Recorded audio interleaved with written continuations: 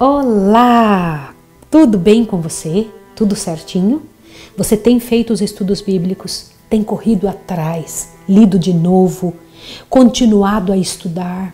Não é só o que passamos aqui, você tem que pegar outros materiais também e estudar, saber. Deixa eu te contar uma coisa. Na verdade, podem tirar muita coisa de nós. Podem tirar de nós os bens, podem tirar os filhos, podem tirar esposo, esposa, mas ninguém consegue tirar o que se coloca aqui dentro. Pense sobre isso, tá bem? Então, um conhecimento só é mudado quando você adquire outro conhecimento que te esclarece. Entende? Esse aqui é o nosso maior tesouro. Aqui está o nosso grande tesouro. Porque com isso aqui a gente se reergue, entendeu? A gente volta ativa. Estude, saiba, não deixe ninguém enganar você. Esses estudos do livro de Daniel são espetaculares, eles abrem a nossa mente. Muito bem, estamos hoje no capítulo 5 e 6 de Daniel, né? E eu vou orar com você agora, vamos lá? Santo Deus e amado Pai, louvado seja o teu nome porque podemos estudar.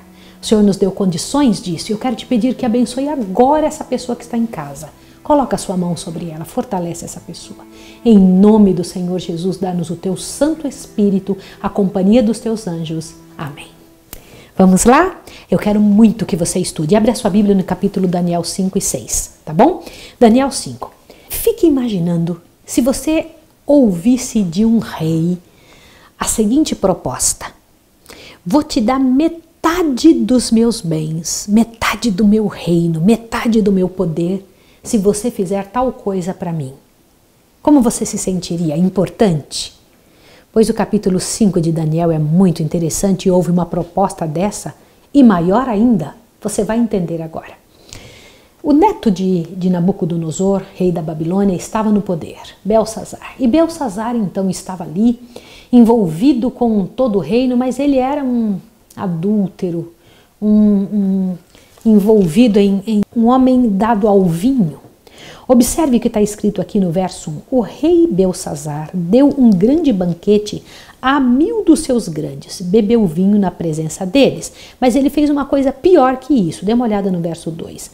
Havendo Belsazar provado o vinho, ele ficou meio bêbado, né? Olha o que ele fez. Mandou trazer os utensílios de ouro e de prata que Nabucodonosor, seu pai, tinha tirado do templo que estava em Jerusalém, para que bebessem neles os vinhos. Era para beber nesse aí os reis, os seus grandes, as mulheres e as concubinas. Como assim? Na verdade era uma noite de orgia e ele mandou trazer o material sagrado que Nabucodonosor tinha pegado do templo do povo de Israel e então mandou colocar vinho nele, porque isso era uma forma de mostrar que ele tinha poder e capacidade, condição. Imagine essa situação. De repente aconteceu um negócio. O que aconteceu? Observe no verso 3. Então trouxeram os objetos de ouro que foram tirados do templo da casa de Deus, que estava em Jerusalém, e beberam neles o rei, seus grandes, suas mulheres, suas concubinas, beberam vinho e deram louvores ao Deus de ouro, de prata, de bronze, de ferro, de madeira e de pedra. Na mesma hora, apareceram uns dedos de mão de homem, e escreviam de fronte do castiçal, na caiadura da parede do palácio real, e o rei via parte de sua mão, desta mão que estava escrevendo. Então se mudou o semblante do rei e os seus pensamentos o turbaram.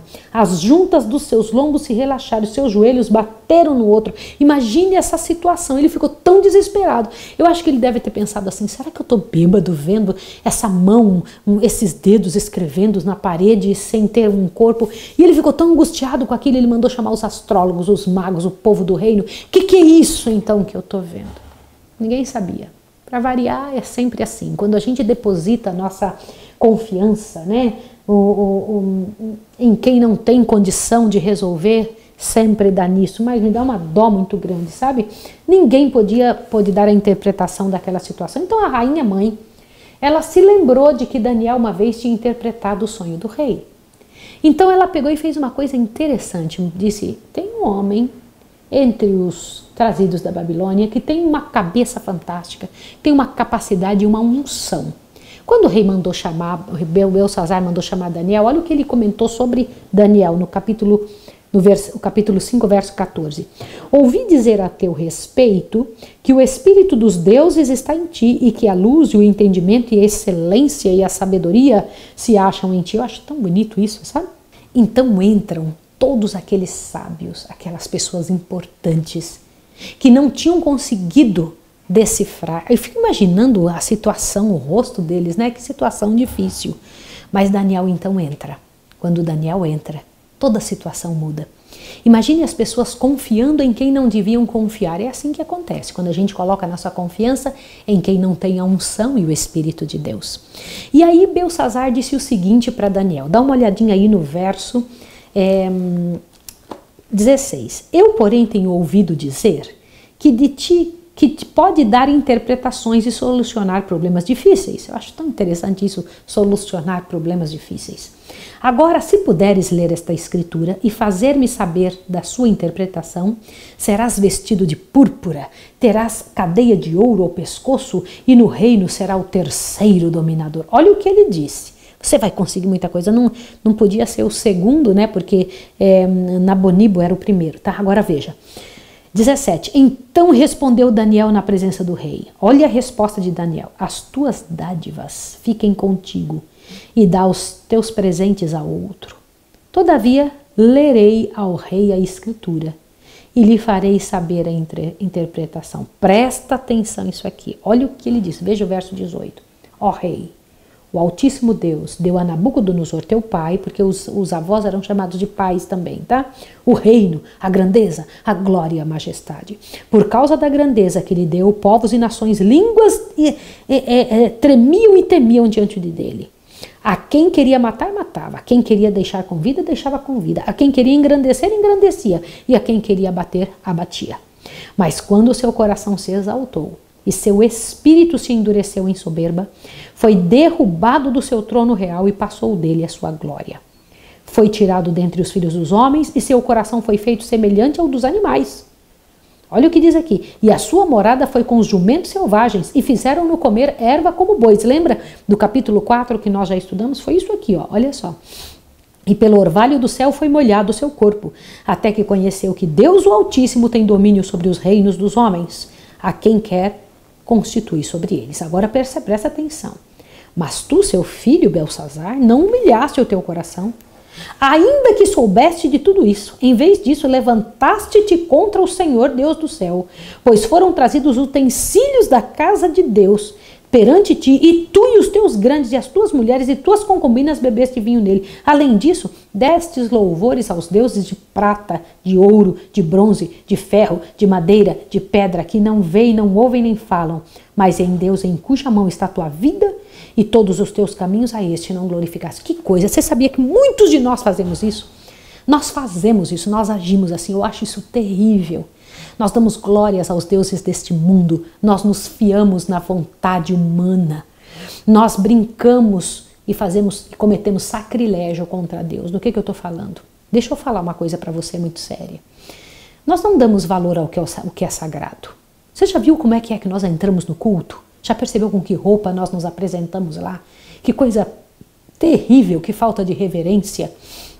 Nós usamos as coisas sagradas como se fossem comuns. E nós deveríamos pensar nessa situação aqui. Agora Daniel vai interpretar. Presta atenção, dá uma olhada no verso 24. Então dele, do Deus do céu, foi enviada aquela parte da mão e escreveu-se essa escritura.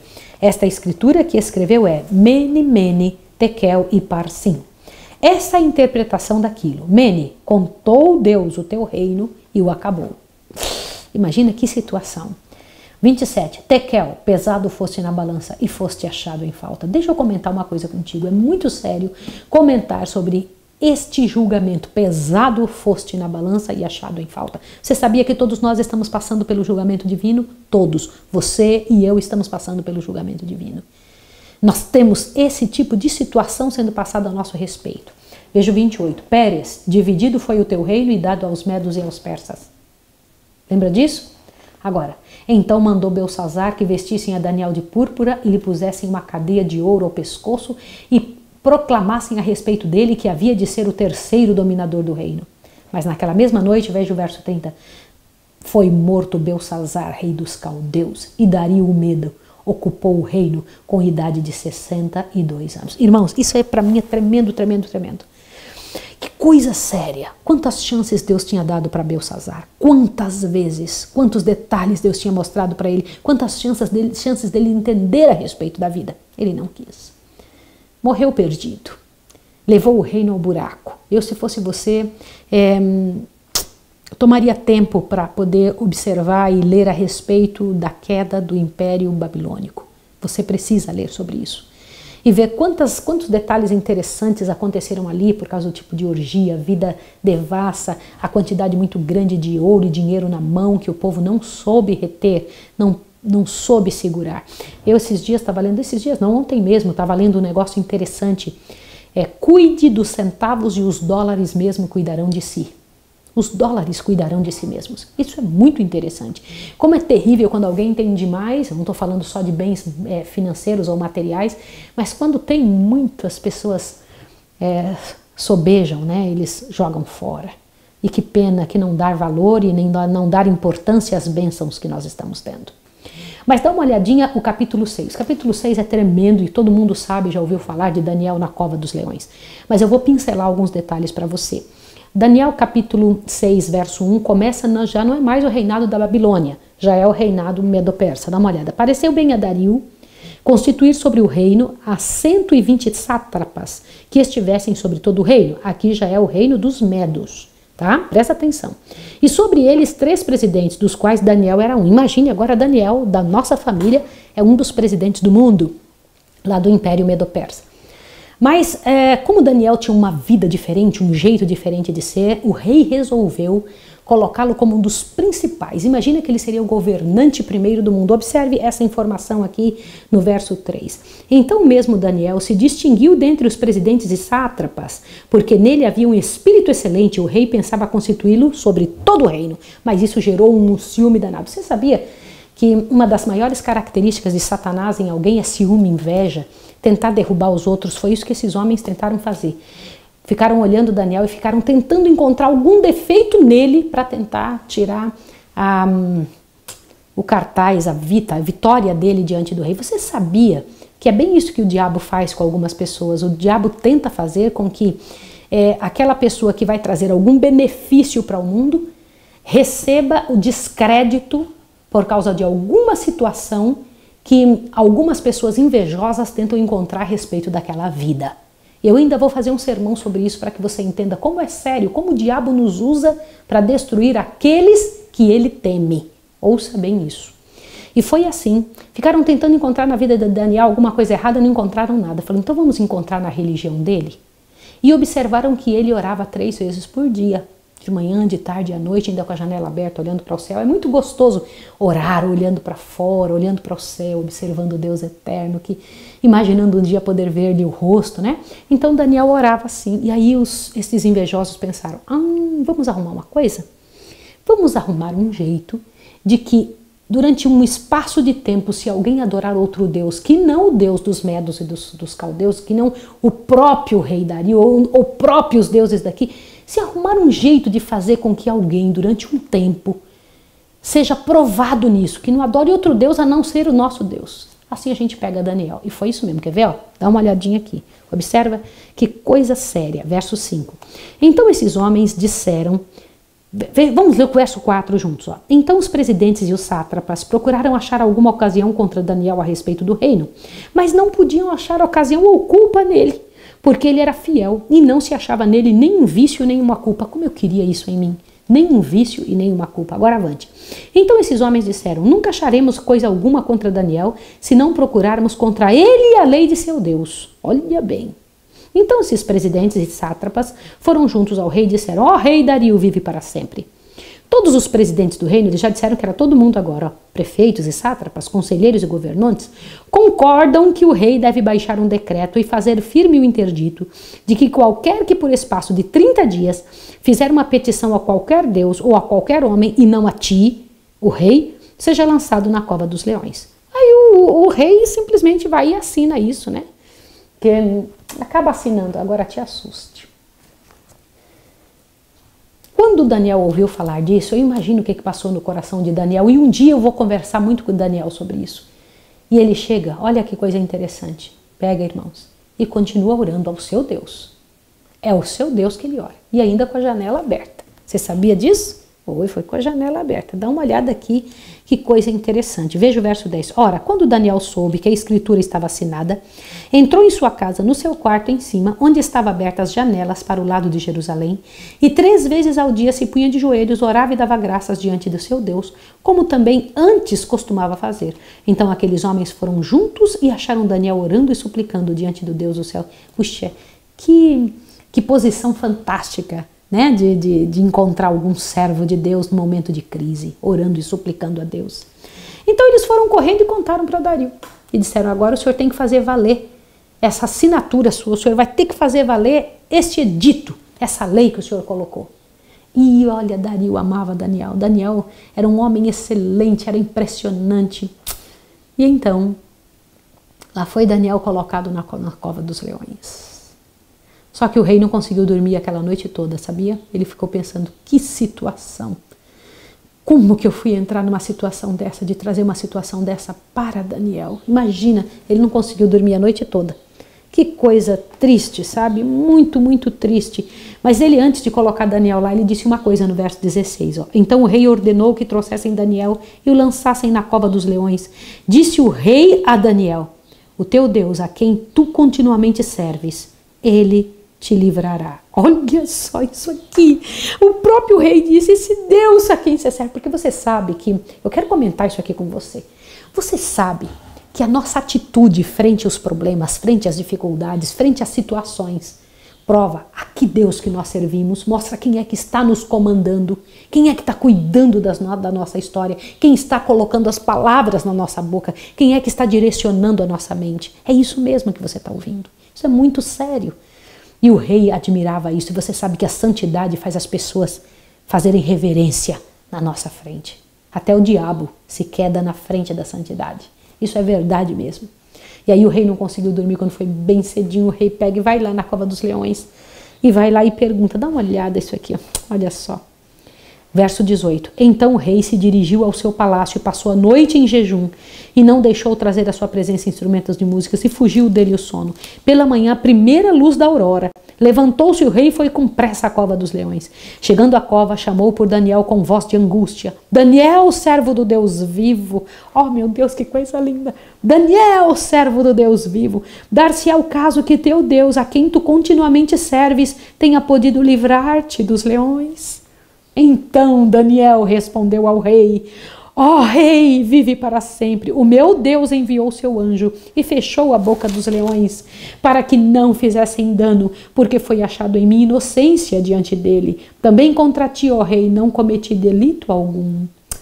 Então o rei muito se alegrou e mandou tirar Daniel de lá da cova dos leões, mas mandou jogar lá quem? Observe aqui que coisa tremenda, olha só. Eu acho isso tremendo, olha o que diz o verso 23. Então o rei muito se alegrou, mandou tirar a Daniel da cova, e quando Daniel foi tirado da cova, nenhum dano se achou nele, porque crera no seu Deus.